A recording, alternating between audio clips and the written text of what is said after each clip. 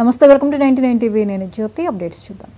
బాధితురాలు కుటుంబాన్ని పరామర్శించడానికి వెళితే ప్రతిపక్ష నేతలపై కేసులు పెడతారా అంటూ వైసీపీ జిల్లా నేత చుండూరి రవి ఆగ్రహం వ్యక్తం చేశారు. ఒంగోలులో వైసీపీ కార్యాలయంలో మీడియాతో మాట్లాడారు.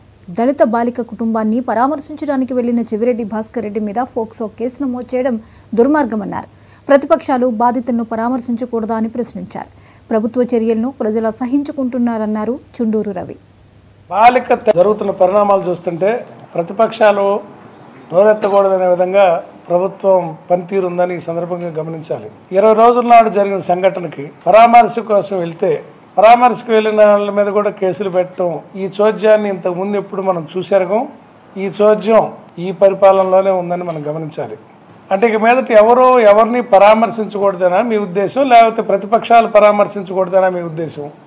బాలిక తండ్రి కంటే పెద్ద వయసు అయిన భాస్కర్ రెడ్డి, బాధ్యత గల ప్రజాప్రతినిధిగా వ్యవహరించిన చెవిరెడ్డి భాస్కర్ రెడ్డి గారు ఒక కుటుంబాన్ని, ఒక ఎస్సీ కుటుంబాన్ని అన్యాయం జరిగిందేమో, వారికి అండగా ఉండాలేమోనని ఉద్దేశపూర్వకంగా వెళ్తే ప్రొవోకేట్ చేశారని చెప్పడం, వాళ్ళని రెచ్చగొట్టారంటాం, ఆ రకమైన సెక్షన్లు పెట్టి ఆయన ప్రతిష్టను దిగజార్చాలనుకుంటే, సంఘటనలు జరిగితే నిజంగా అయితే ప్రతిష్ట దిగజారుద్ది తప్ప ఇట్లాంటి తప్పుడు సెక్షన్లు పెట్టి నాయకులు ప్రతిష్ట దిగజార్చాలంటే అది